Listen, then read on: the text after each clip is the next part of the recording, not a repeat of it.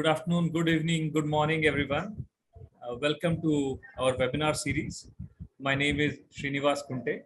I'm the Director for Professional Learning and Advocacy for CFA Institute. Today's topic is investment management under constraints. We are living in the best of the times or the worst of the times, as Charles Dickens says. But this is especially interesting because, as many of you are aware, we are really constrained. There's central bank support everywhere.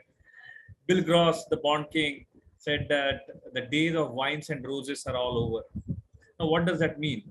What does that mean for bond holders? What does that mean for equity holders? What does that mean for investment managers? So our esteemed speaker today, he's not only a fixed income expert, but he's a CIO and he looks at almost every other asset class that's available for investing. And to tackle this subject, not just fixed income, but the larger investment management subject, managing investments under constraints, there will be no better than Amit Joshi. Many of you may be knowing that he's the CIO for one of the highly regarded organizations in India today.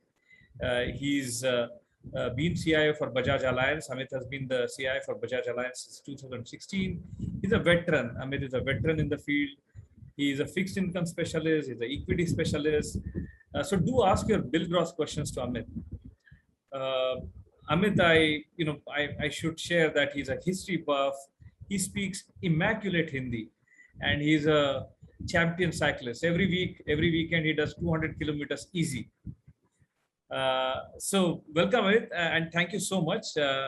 Without further ado, over to you. Just a couple of housekeeping instructions. For those who have been attending this webinar series, they know that it's a 1 hour, fixed time frame that we have allotted for ourselves. About 35 minutes of prepared remarks by the speaker, followed by 15 to 20 minutes of interactive Q&A. So keep your questions coming on the Q&A box. And last but not least, don't wait till the end. Fire your questions as soon as you get them on the Q&A box. Try to keep the questions on the conceptual side of things. Thank you very much for participating. Over to you, Amit. Thank you, Srini, and for your kind words and a warm welcome. And I'm equally excited to be here today. I think it is an honor to be here on this sort of podium with CFA Institute. And given that we are all, we have done a lot of work towards this designation, I think it befits that we contribute to the growth of the community.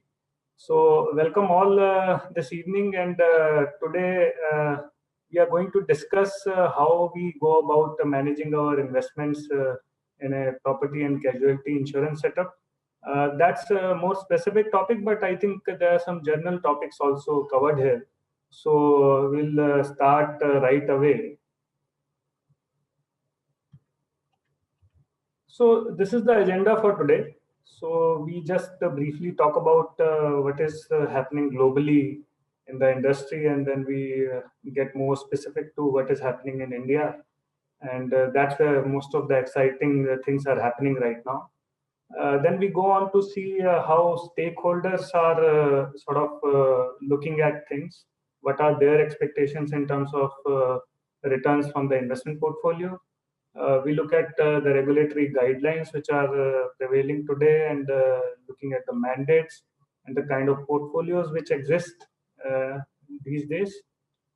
We also touch upon the asset allocation part, how we look at it, and what would be the sweet spot in terms of asset allocation for P&C insurers.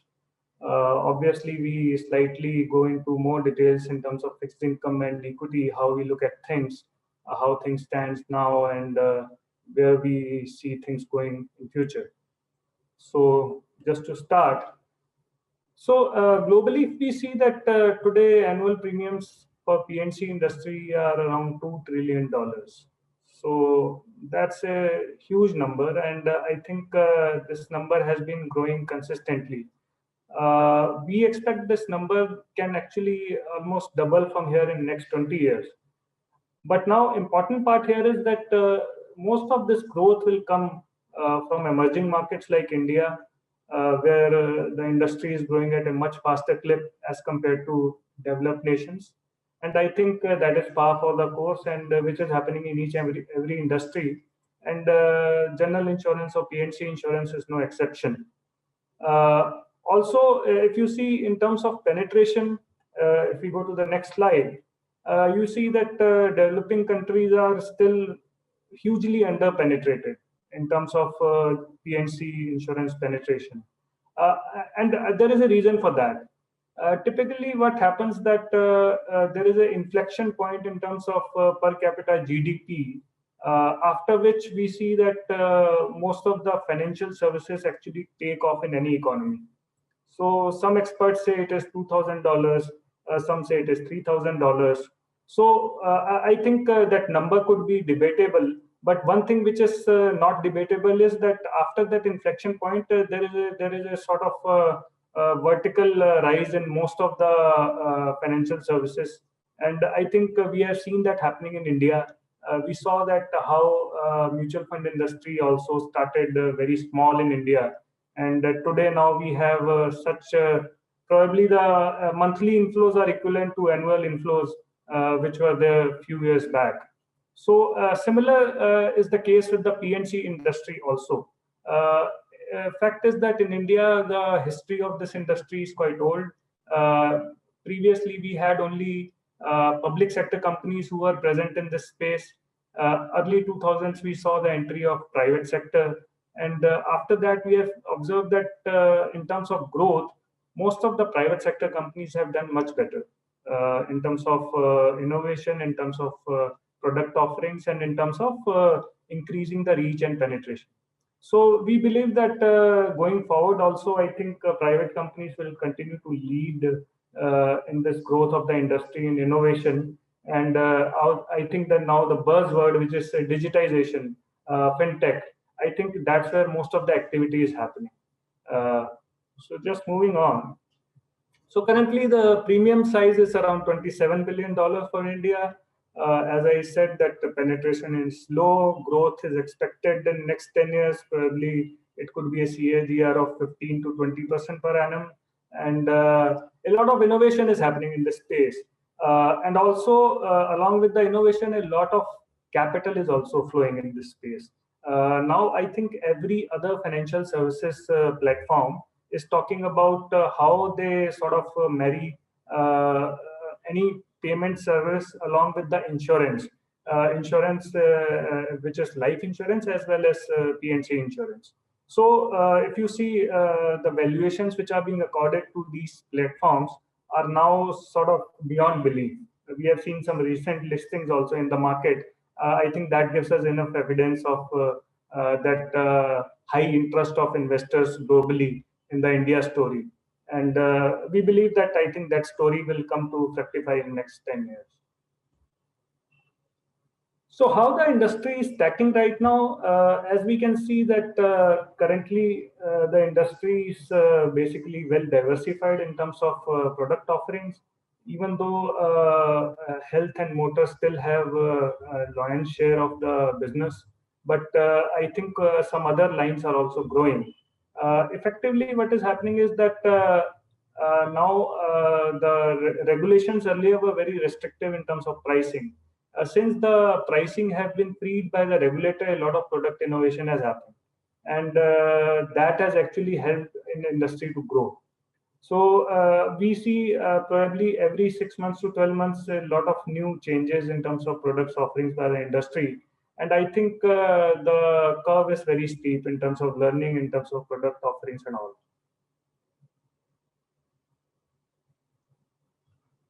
So now we come to the most important aspect of Indian P&C industry. Right now, industry is in a very solid growth phase. So everybody wants market share.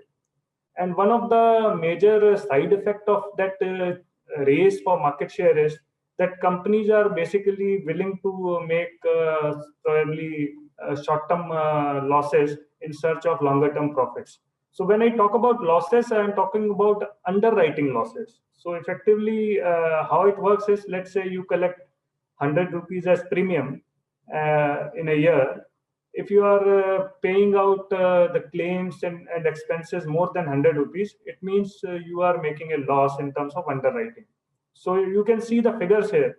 The industry figure 2020, industry-wide, the underwriting total combined operating ratio is 115, which means for every 100 rupees of premium collected, the insurance companies were spending 115 rupees, which includes their own running managing expenses plus claims. So effectively, 15 rupees is the loss industry is making for every 100 rupees premium collected. So this is only the underwriting part of it. And you can also see the differentiation between how the PSUs, which are the public sector undertakings, and the private sector. There you can see that private sector is relatively more efficient in terms of managing their underwriting losses. So when underwriting losses are so huge, how the industry survives? So effectively, what happens that industry survives based on the float which it generates or it collects while doing the business. So float is nothing but the premiums which are collected by the insurance companies and against which they have to pay the claims. So let's say premiums are collected at the start of the policy. Today I sell a policy, I collect premium of let's say 100 rupees. I might get a claim against that, but let's say that claim will come 8 months or 12 months from now. So within that period, that impending period, I can actually invest that money and generate returns on that. So effectively, that float becomes a very, very important factor when we look at any insurance company, the survival of any insurance company. Because you are losing money on the underwriting. So where do you make money? So this float is important because that float basically helps you generate investment income. So investment income basically sort of subsidizes the losses which you are making on the underwriting side.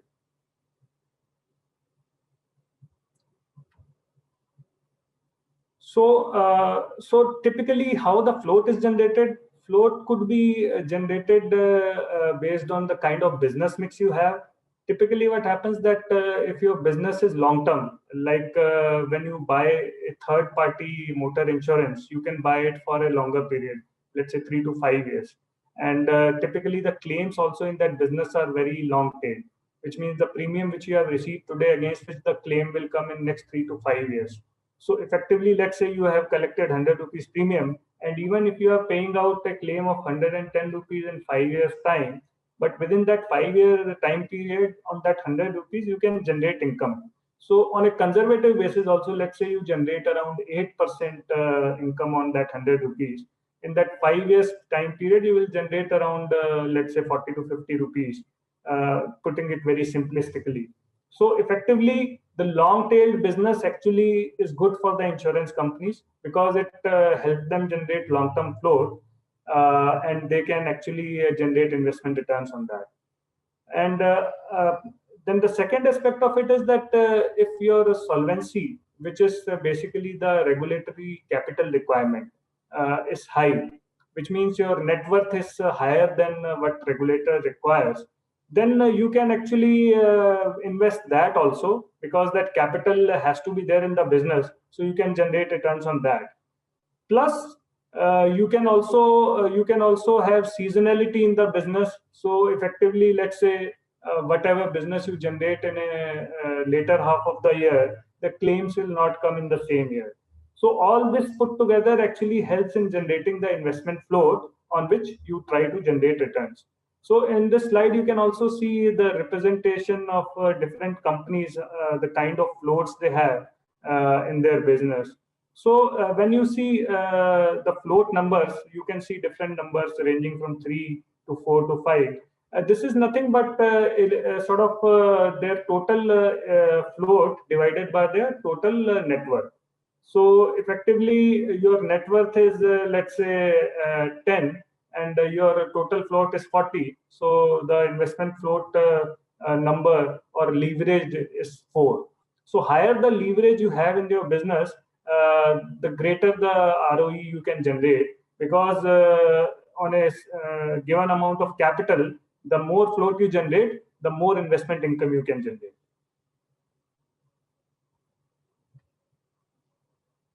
So in terms of stakeholders' expectations, what do we see? I think the major factor is that, as I mentioned before, the market is hyper competitive right now. Given the fact that a lot of VC money is flowing into this industry and they want to grow at any cost. So when that kind of scenario happens, then established players are always challenged. So the expectation from the management is that whatever best we can do on the investment part, because I think on the business part, I think the norm will be that losses will be there. Somebody will make higher losses, somebody will make lesser based on their underwriting skills. But it will be very, very difficult to generate underwriting profits in this hyper competitive scenario. So effectively, whatever return of equity is expected from the business, I think most of it has to be generated from the investment float and investment income. And float is actually one key advantage also for the established players, because the new people who come into the business, they typically will not have those long-standing floats, the longer-term policies which are existing with the existing players. So existing players will actually have that advantage that they have larger floats. One example is that if you look at Indian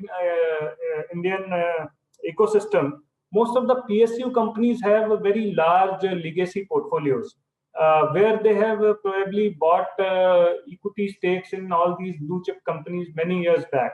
So that float has helped them to multiply those stakes over a period of time. So even though they are losing a lot of money on the underwriting side, as we saw in the previous slides, they are still able to declare small profits because the kind of floats they have built over a period of time on which they are able to generate investment returns, which are actually higher than their current losses. So as I think PAT is highly sensitive to investment performance is a no-brainer, because most of the P&L contribution will actually come from the investment income in a PNC company in India. So when P&L is entirely sort of dependent on investment income, it is very, very important to make sure that portfolio downside is limited. Because if you are losing money on the underwriting side and you again start losing money on the investment side, then it becomes a double whammy. Then situation becomes very, very untenable. So how do our mandates look like?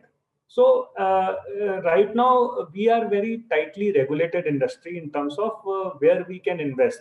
So effectively we cannot invest anything apart from rupee assets. We cannot invest anything in different other currencies or other countries. So all the investments have to happen in Indian rupee assets in India and Indian resident companies.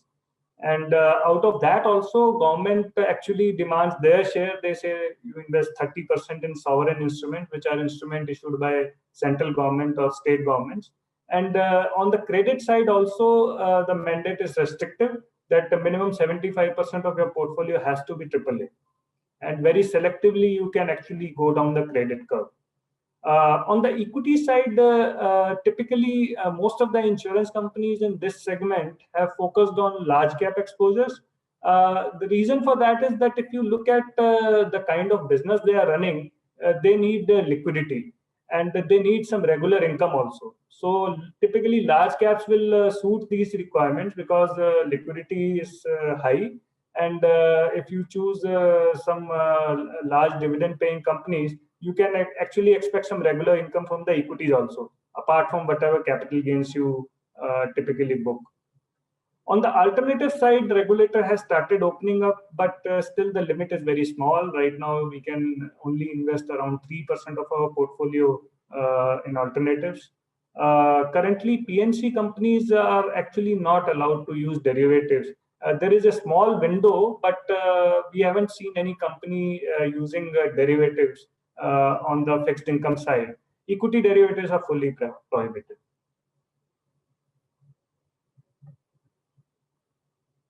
When we talk about asset allocation, there are certain key elements which actually dictates our choice for asset allocation.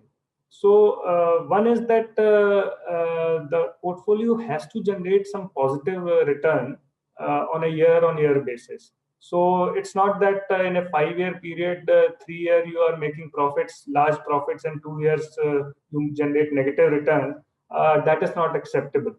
You have to make sure that there is a minimum absolute return every year, because otherwise it will be a difficult situation from the P&L point of view. When you talk about downside, again, I think in terms of downside, you have to make sure that whatever you generate on the fixed income actually covers any volatility in equity, so that by the end of the year, if equity generates a negative return, fixed income returns are still covering for that. Capital adequacy, which is nothing but the solvency, which is regulator decided. If you have higher solvency or higher net worth, you can actually go for a more riskier investment option where the expected return is higher. So typically what happens that when let's say regulatory capital requirement is 1.5 and you are sitting on a capital of 4, which means that you have the ability to actually take some more bets on more volatile investments, which over a longer period of time will be a competitive advantage for you. Maybe there will be more volatility in the portfolio returns in the shorter period of time, but longer period, I think it will be very, very healthy for the portfolio, because ultimately what will happen that fixed income returns, as we have seen, have been coming down over a period of time. In India also, situation is similar. So you have to actually sort of look at new avenues, new alternatives, and try to generate additional returns. And as I mentioned before, given that there is a lot of competition happening, there will be hardly any returns on the underwriting side. So better investment returns will be a competitive advantage for the companies.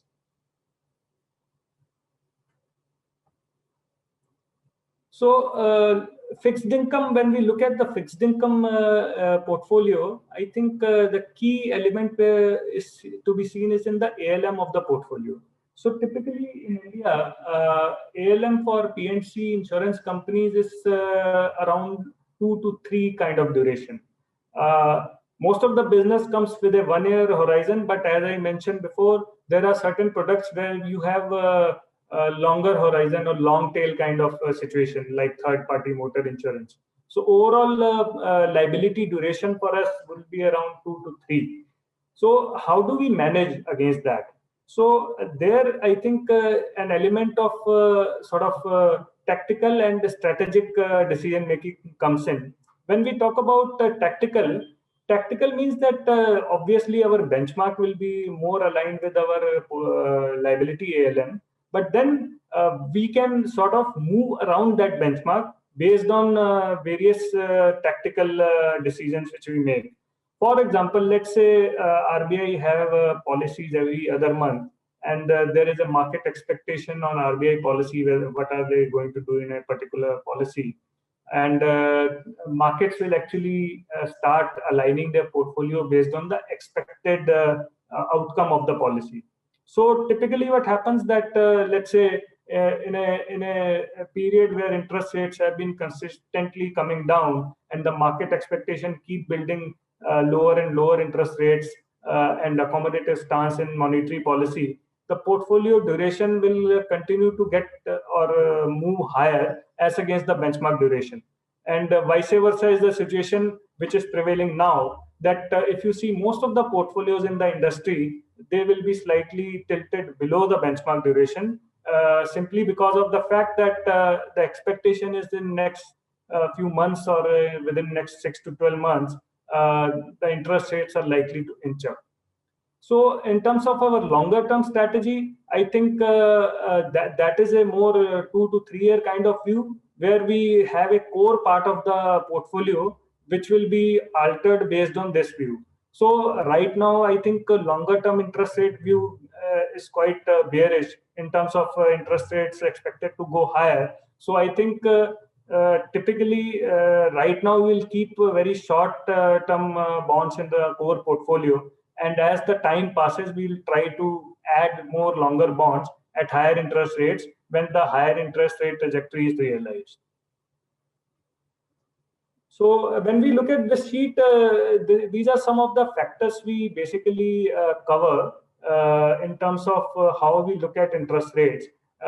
Some factors actually are daily indicators, some are weekly, monthly, and so on.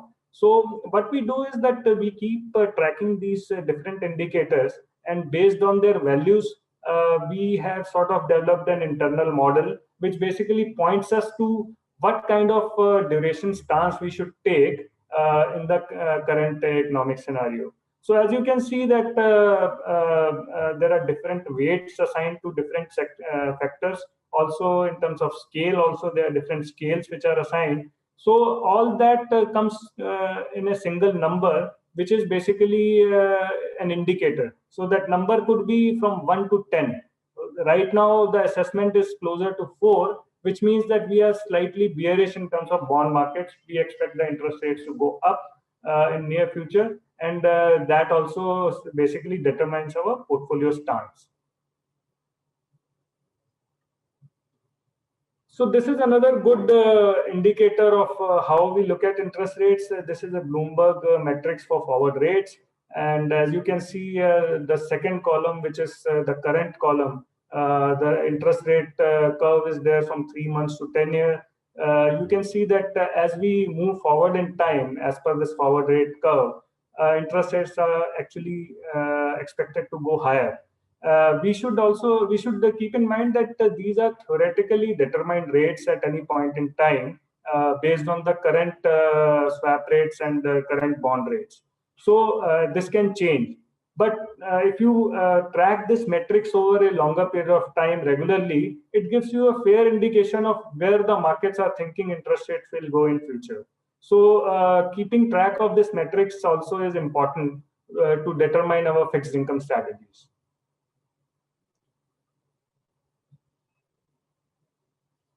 So this is just a graphical representation of the previous slide, and we can clearly see that the spot, which is orange triangle, currently is at the lowest level. And as we travel in future with a red line, which is a 5-year line, we can clearly see that almost all tenors are higher than the current curve.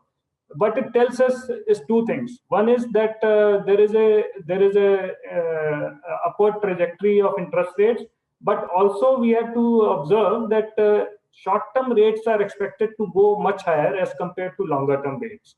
So effectively, there is a bare flattening of the curve. So based on this, you have to actually very correctly sort of allocate your portfolio so that the losses are limited and the carry is also not impacted. So right now, I think the important decision to make for any fund manager is that where you should position most of your bond holdings. Based on this curve, I think you will be tempted to hold very short-term bonds in the portfolio, but that may not be the optimal strategy. So if you, let's say, allocate everything at the shorter end, you might see that there is a high spike in short-term interest rate in a very short period of time. So you might make some capital losses there. And you also losing carry because the current carry at the shorter end is very, very low. It's close to 3%, and which is expected to head all the way up to 6 or 7% in future. So what you need to do is that you need to build a portfolio where you are slightly in between kind of strategy. Let's say the portfolio benchmark duration is around 3. So you probably could build a portfolio with a 2-year kind of duration where you get some carry to go along with the protection against any impending rise in the interest rates. Amit, sorry, this is great. Just wanted to, for the benefit of participants, if you could just explain the concept of carry quickly. Okay. So typically, what is carry? Carry is nothing but the regular interest inflow in the portfolio. So let's say you buy a 6 months bond today and the coupon is, let's say, 4%. So that is the carry of the bond. So carry is something which you get if you hold the bond till maturity. So if you don't hold the bond till maturity, then your return will be carry plus capital gain or minus capital loss based on at what point of time you sell that bond. Let's say you have purchased that 6 months bond now, and in 3 months time you want to sell it. So carry you have got 4%, but in 3 months time interest rate could be up or down. If interest rates are higher than when you bought that bond, then you will lose capital, and vice versa. So carry is basically if you do nothing to the portfolio, you will get that return.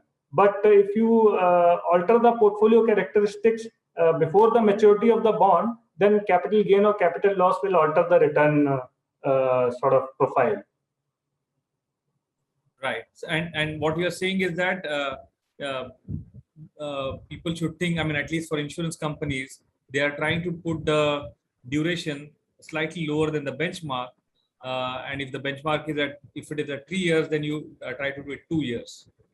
And right. But not everybody might have that view. I'm saying that generally that should be the case in the current scenario, where all indicators are actually pointing towards interest rates heading up. Right. Sorry, please. Thank you very much. Please carry on. Sure. So this slide basically shows that how the interest rates have been over a longer period of time. One thing is very clear that I think structurally, as any economy develops and grows, the prevailing level of inflation and interest rate typically start coming down. And I think that is the case with India also. This is a very, very important takeaway for insurance industry and investors who are managing insurance funds, because when you sort of rely completely on fixed income investment to generate returns, over a period of time, what will happen that year on year, your carry will keep coming down because interest rates in the economy structurally are headed down. So what do you do? So that decision actually was faced by most of the insurance companies in India in the last decade. So if we go back 10 years, we saw that most of the investments were happening on the fixed income side because interest rates were higher. You could easily generate 8 to 9% kind of carry, and you could support the ROE objectives of the respective organizations.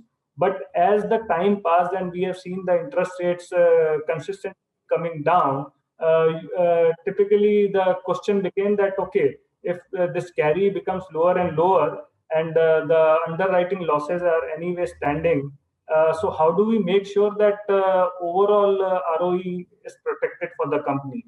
So then if we go back 5 years, most of the companies, especially in private sector, started building their equity portfolios also, with a view that they will be able to sort of support the portfolio returns.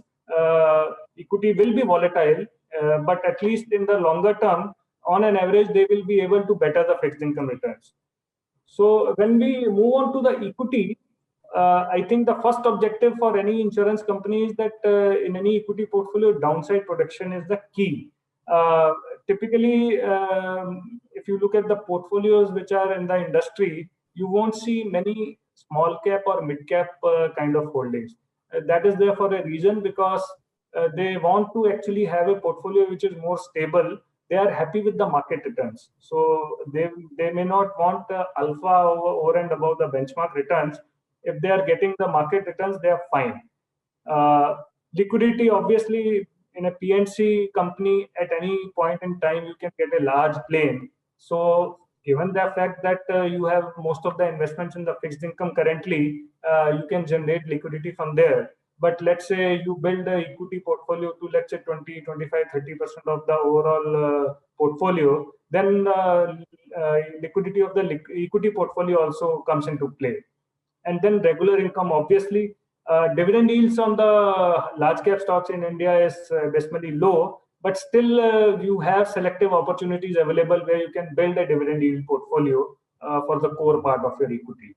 So overall, what investors are trying to do is that given the fact that fixed income returns are coming down consistently, they need to support that with the equity investment, but make sure that the risk and the return is commensurate with how the insurance companies operate. So low risk and average return kind of structure.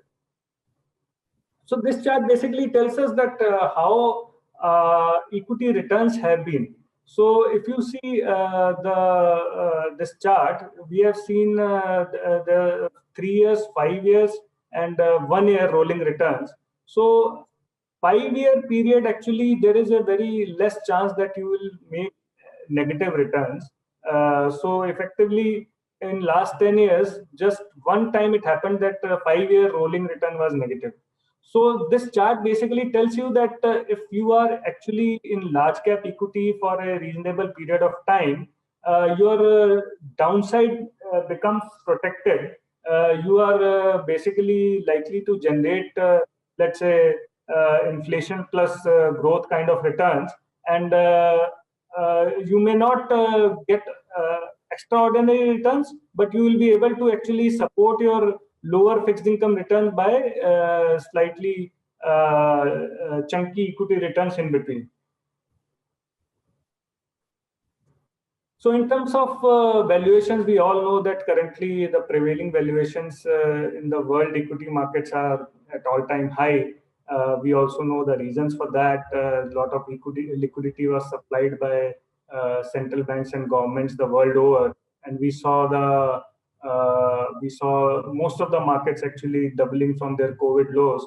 India has been no exception. And over time, what we have seen that Indian markets have got a premium over other emerging markets. But I think now even that is getting stressed. So how do we manage that? So this is basically the liquidity injection, and you see the last few bars. You see the kind of liquidity which has been injected in the market has been a multiple of what was done in last, let's say, 10, 20 years, and that has actually resulted in equity markets sort of touching an all-time high. Global market capital is breaking all records, I think, almost every month now.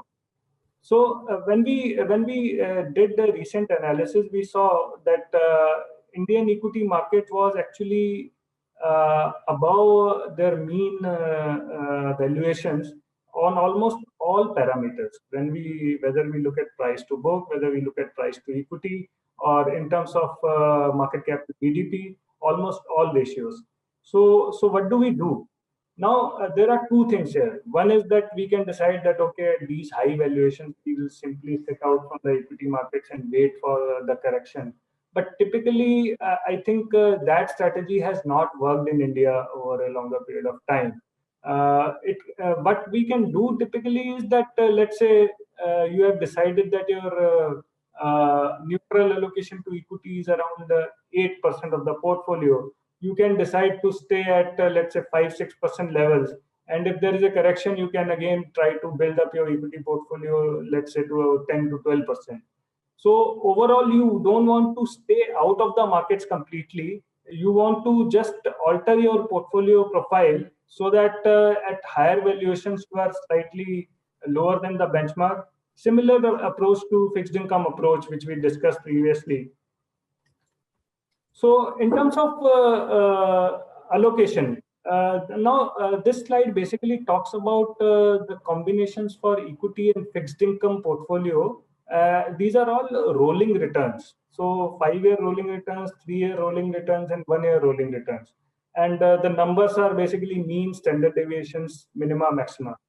And as you can clearly see from this slide, that the sweet spot in terms of returns and risk is around, let's say, 15% equity allocation.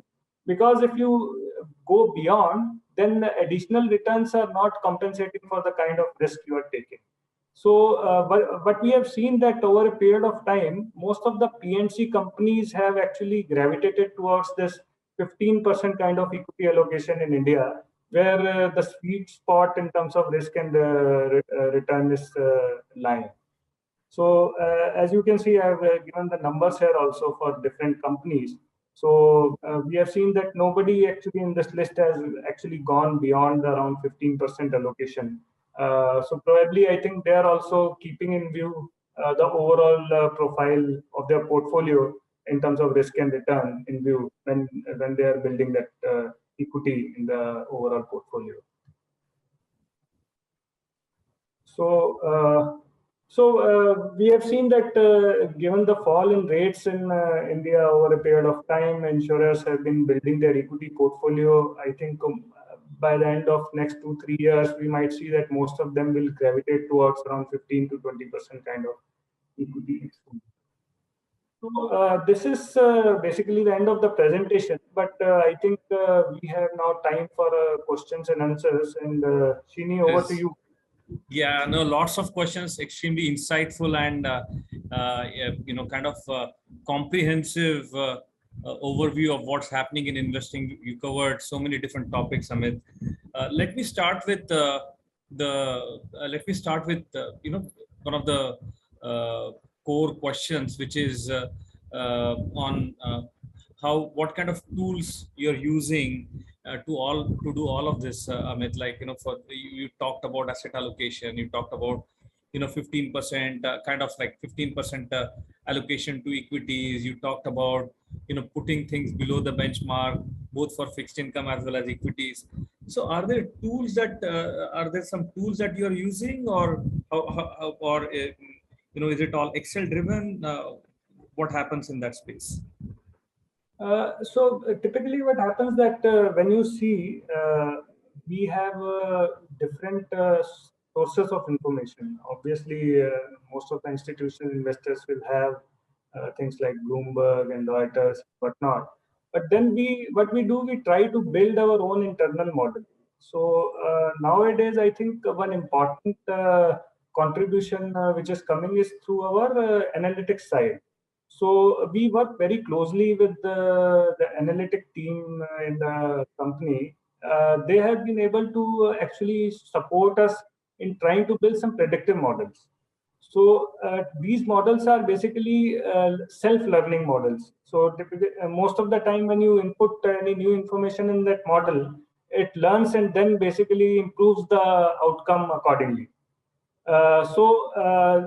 We have been working on these kind of models. We have seen some initial success, and I think that is the way forward about how we actually build our equity portfolios and decide the allocations. Right. Now, you talked about underwriting losses, right, Amit? I mean, the way forward for India was, and that's another related question. Is it just India, or is it worldwide insurance industry that you've got underwriting losses, but investment returns kind of compensate for that? So that is one part of the question. The second part of the question is really on how do you what are the best practices in keeping this cost down, so that that lessens the pressure on the investment side. See, I think if you see globally, probably India is a unique market. Globally, if you talk to any PNC insurer, if you tell them that you are consistently making underwriting losses, they will say that why you are running that business.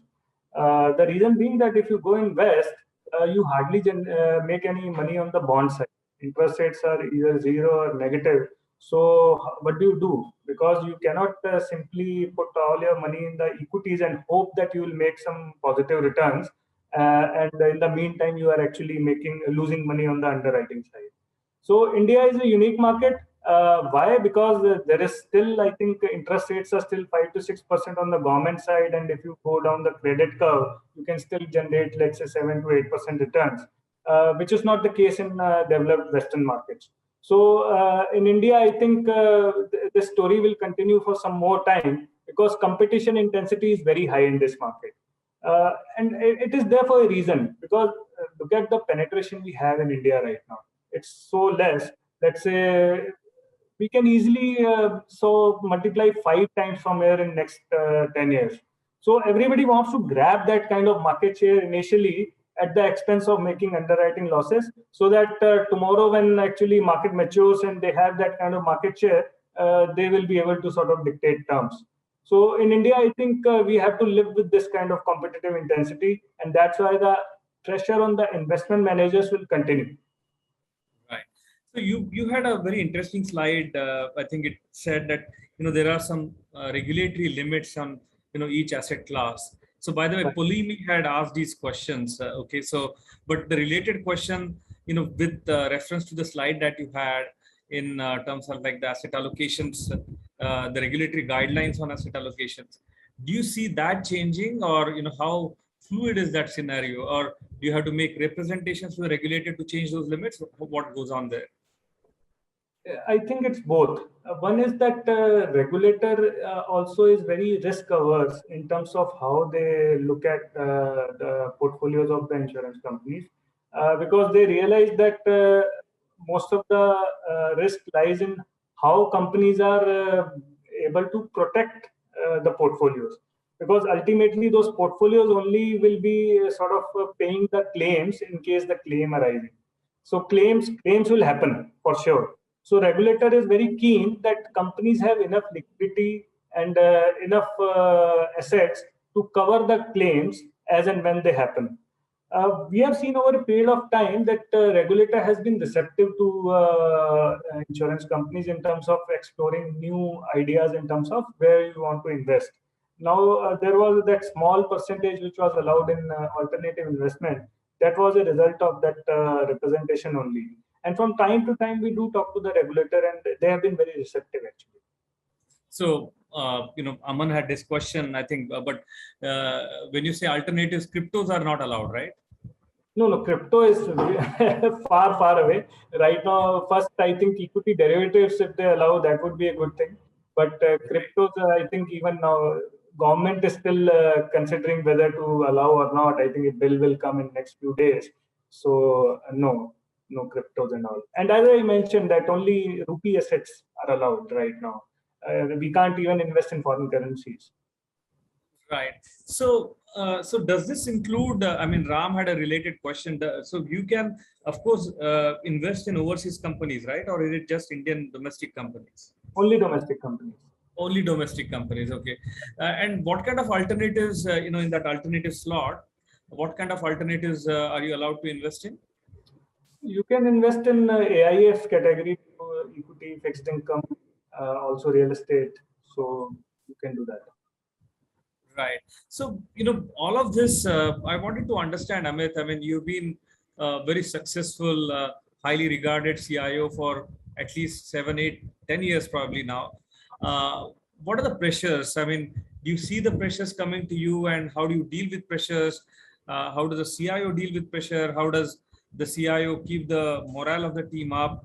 We see that, we are being pushed to the risk end of the curve. Can you give your insights? See, I think pressures will always be there because you are entrusted with a large portfolio, which is sort of a public portfolio actually, because it is support to generate enough returns to support the company in terms of P&L, and also make sure that your claim paying ability is there at all the times. The liquidity of the portfolio should always be there in case of any unforeseen claims which are coming. We should be very quickly able to adjust the portfolio, generate the cash, and meet that claim. Now, over a period of time, when interest rates have been coming down, there is additional pressure now how to augment the returns. So that expectation is that you augment the returns and also protect the downside. So it's a very conflicting objective, because you have to go higher up the risk curve to generate additional returns, and also making sure that the downside protection is there. So it's a lot of push and pull. But good part is that most of the companies are very, very receptive to new ways of managing things. We discuss a lot internally, and we try to make sure that over a period of time, we have enough solutions in terms of how do we allocate our portfolios optimally, so that the desired return and the risk sort of spectrum is achieved. Right. Aman had a question on systemic risk. So how do you monitor systemic risk? The related question is, Amit, what is the degree of leverage that you're seeing in the markets today? How leveraged are insurance companies? Are there any, high leverage red spots that you're seeing? A good thing is that insurance companies are not allowed to leverage. So, in terms of leverage, I think there's no leverage as such. So whatever we invest, it's entirely on our own balance sheet. There is no borrowing. So that part is protected. But if you talk about systemic risk, I think in any liquidity scenario, the kind of liquidity scenario we are seeing now, we saw that happening in early 2000s also. And people get used to that. And it is important to know when the party is going to end. So nobody can predict it correctly. Some people said it will end in 3 months, 6 months. Nobody knows that. But I think some important you can say there are indicators which you should always keep in mind. People have now these days sort of lost track of valuations. So whether it is a valuation of a company, valuation of an index, ultimately, whenever you are putting money in the markets, you are expecting to get that money back and plus some returns. So, but when your valuation expectations are so that that returns is so far away in future, which can only be sort of pulled on an Excel sheet, then I think there is a problem. Yeah. So, I wanted to understand your usage of derivatives. Can you give like two simple examples of how you use derivatives on the equity side and on the fixed income side? This question, the fixed income side question, I think was it Harsh? Anyway, like that's the question, right? So, how do you use derivatives? So equity derivatives are not allowed. So as I mentioned earlier, fixed income derivatives very selectively are allowed, but for PNC companies, it is not actually making sense to use it. Because typically what happens that why do you want to use derivatives on the fixed income side? You are trying to protect against interest rate risk. It is more relevant for life insurance companies where they have very long tail liabilities, let's say 20, 25-year long policies, and they are exposed to interest rate risk. So when you're underwriting a 25, 30-year policy, you cannot predict interest rates so far down the time horizon. So there, I think derivatives are important. They can actually use forward rate agreements where they can actually cover their future liabilities by forward rate agreements so that the balance sheet risk in terms of reinvestment is taken care of. For PNC industry, given that the liability profile at most is 3 to 5 years, we have enough normal instruments available to cover that.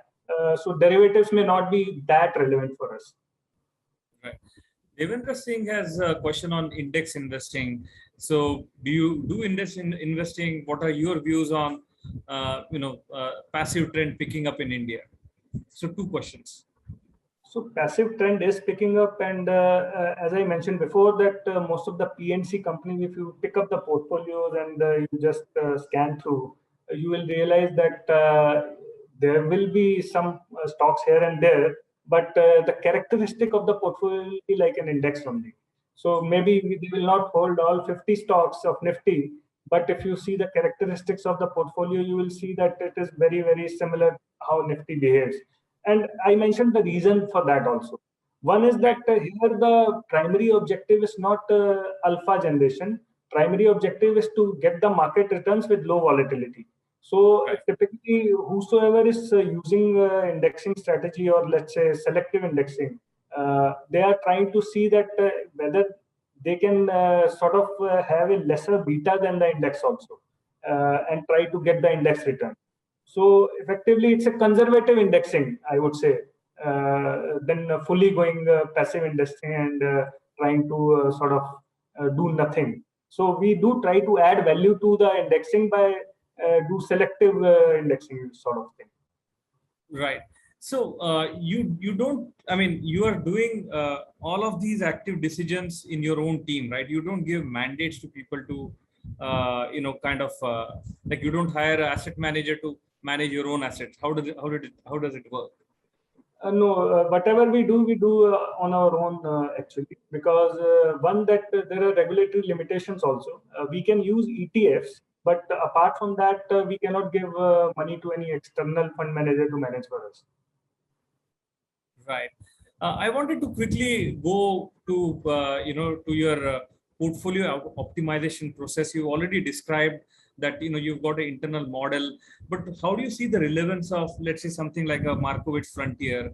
And this is like 1950s, right? And there's a Black-Scholes models is of course is there for derivatives. But how do you see those 1950s, 1960s, 1970s modeling being relevant in today's world? I think most of those models have been proved to be good at that point in time when they were discovered. But we have come a long way from there actually. Because if you, let's say, talking about simple valuation, if somebody has studied the valuation in 70s and 80s and asked them to value the companies now and the way the companies are being valued, I think they will completely lose their bearings. Because right now I think what we have learned is that okay, there is a cash flow and then you discount it and then you arrive at the valuation of a company. But here you are not sure whether that company will generate a cash flow in 5 to 10 years, and there is a very far down in future they will generate some cash flows and based on which you want to value the company now. So I think the valuation parameters have gone undergone a radical shift. And similarly, I think most of the economic theories and financial theories which were actually supporting the portfolio optimization or portfolio construction have also undergone a change. I think over a period of time, what will happen that given this rise of passive investing, you will see a lot of money will be actually get accumulated in the passive instrument, and people will go completely, you can say, on the other end of the risk spectrum towards alternatives where they want to generate alpha. So let's say it could be a 80-20 or a 90-10 kind of approach, that 80% you sort of remain in the benchmark index, and within, let's say, 20 to 10% of the portfolio, you try to take very asymmetric kind of risks and increase the return expectation of the portfolio. So not even black litterman kind of models, they are also not in use, you're saying? I mean, so I am not saying that nobody will be using them, but I think the relevance of those models keeps coming down with passing years. so you mentioned 80-20, 90-10 portfolio. I mean, this is for, let's say, 30-year, 40-year-old person. But what should, people, older people like me, and there are, I'm sure our audience, most of them is youngsters. But what are the lessons that, wealth managers, there's a lot of wealth managers in our audience. What lessons can they draw from your talk, Amit? I mean, the way you have positioned your portfolio, the way you're thinking about, keeping your portfolio just below the benchmark, both for equities and fixed income. How should wealth managers, what are the big takeaways for them? I think the biggest takeaway here is that in terms of allocation, always do a regular review. It is very easy to get carried away in these kind of markets and let a particular asset class go much overweight beyond what you had thought initially. So that discipline in terms of where you want to be in terms of your overall asset allocation is very important. Uh, because typically what happens that markets actually inches up in steps, but comes down like an elevator. So you will never be able to predict that time when that will happen. If you stick to your asset allocation long-term strategic goals, then what will happen that by discipline or by force, you will be doing regular profit booking and again allocating to a lesser risk asset class in case one asset class has run much above in terms of valuations. So that is very important. Fantastic. Lots of questions, and I'm aware that we are running short of time. Lots of questions on, how do I come inside this industry? What are the 3, 4, 5 things I should be doing? I'm let's say average charter holder. I'm working as a in the back office of let's say a Goldman or somebody else, but I now want to come into active investing. What should I be doing? So there are different paths. Typically, what happens that we have seen that people who work in unrelated fields, first they usually step into the sell side role, where they basically get a very, very good overview of the industry. They have a lot of interaction with the different industry participants. And I think most of the learning happens there. In my case also, I used to work in the sell side, and I think that was the learning which basically helped me to actually jump over to the buy side. So that is one track. Second track, obviously, is that you basically apply to the buy side companies right from the campus or wherever you are. and be very clear about what you want to do, your thought process. And hopefully, I think opportunities have been multiplying in this sector. So there's no reason why there should be any issue in getting the right opportunity for the right guy. How many people do you hire in your team every year? And are they laterals or freshers?